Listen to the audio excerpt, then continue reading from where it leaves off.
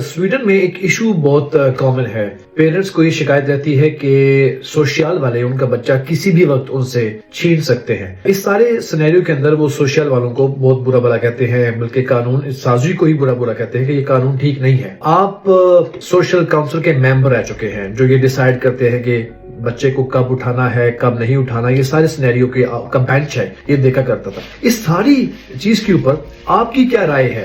ये जो सोशल वाले बच्चा उठा लेते हैं, रीजन कहाँ पे आ रही है इस सारे इशू के ऊपर? प्लीज अपनी राय हमें दीजिएगा। देखिए, मैं ये समझता हूँ कि एक गैप है सोशल डिपार्टमेंट और पेरेंट्स के दरमियान। अच्छा, वो गैप अब क्या है? देखें, हम स्वीडन में रहते हैं, स्वीडिश लॉ जो है ना वो आपको ओबे करना पड़ेगा, और स्वीडिश जो कानून है वो ये कहता है कि आप किसी किस्म का तशद्दुद ज़हनी या जिस्मानी किसी पर भी नहीं कर सकते, ना सिर्फ बच्चे पर नहीं बल्कि किसी पर भी नहीं। ये काबिल सजा जुर्म है। ये अब हमारे यहाँ जो हमारा जो कल्चर है, वालिदैन जो है वो बच्चों को हल्की फुल्की एक चपत लगा देनी या इस तरह तो आम हो जाता, माएँ कर देती हैं, लेकिन यहाँ इसकी इजाजत नहीं है।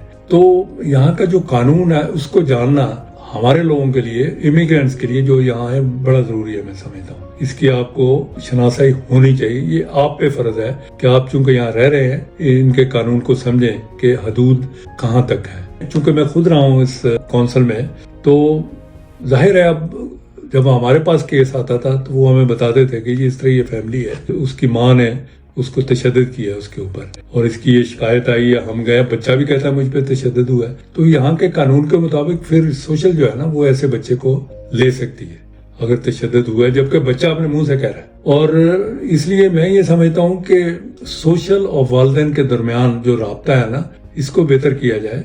जो यहाँ कवानीन है उनको जानना, जानकारी हासिल करना, ये वालिदैन का फर्ज है कि उनको पता हो कि हद या हदूद जो हैं कहाँ ख़त्म होती हैं।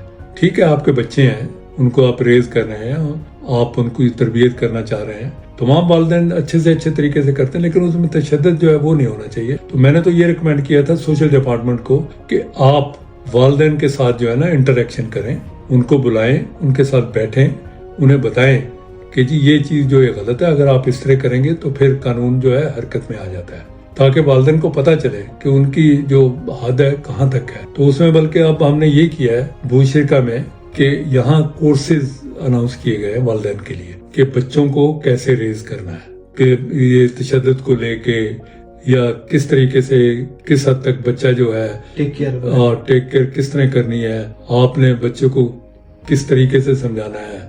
तो ये सारी चीजें जो है ना उसमें शॉर्ट कोर्सेज है, शॉर्ट कोर्सेज है, उसमें वालिदैन वहाँ फ्री कोर्सेज है। मैं तो रिकमेंड करूंगा कि वालिदैन माएँ खास तौर पे वो वहाँ जाएं, क्योंकि बहुत सी फैमिलीज हैं, बहुत से हमारे बहन भाई हैं जिनको ये मसाइल पेश आ चुके हैं, और अभी भी इस वक्त भी अनफॉर्चुनेटली बहुत से वालिदैन जो है पुलिस जो है उन पकड़ लिया उनको। की रीजंस क्या बन रही है? गैप बिल्कुल, ये गैप जो है ना कम्युनिकेशन, वो समझते नहीं है। क्योंकि हम लोग जो है, यही मैं कहा करता हूँ, देखें आप यहाँ आ गए ना, आपके बच्चे जो है ना बड़ी तेजी से यहाँ इंटीग्रेट होते हैं, क्योंकि वो लैंग्वेज सीखते हैं। एक तो बच्चे की उम्र जो है ना, छोटा बच्चा जो है उसमें बहुत ज्यादा कैपेसिटी होती है, वो कई लैंग्वेजेस एट अ टाइम सीख सकता है। तो बच्चे जो है ना 1 साल के बाद परफेक्ट हो जाते हैं स्वीडी बोलने में, लेकिन माँ जो है वो वहीं है, माँ अब घर पे होती है, उसको बिल्कुल स्वीडिश नहीं आती। वालिद जो है वो काम करता है 8 घंटे 10 घंटे या 12 घंटे। तो जाहिर है हम यहाँ आए हैं पैसे कमाने के लिए या अपने इकोनॉमी बेहतर करने के लिए, तो वो ठीक है, लेकिन उसके साथ साथ मेरे ख्याल में सबसे बड़ा रीजन जो हम यहाँ आते हैं कि बच्चों का अच्छा मुस्तकबिल बना सकें। तो उसके लिए ये जरूरी है कि आप बच्चों को वक्त दें, लैंग्वेज सीखें, ताकि बच्चों के साथ भी आप जो है कम्युनिकेट कर सकें और उनको पता चले कि क्या है या क्या नहीं है।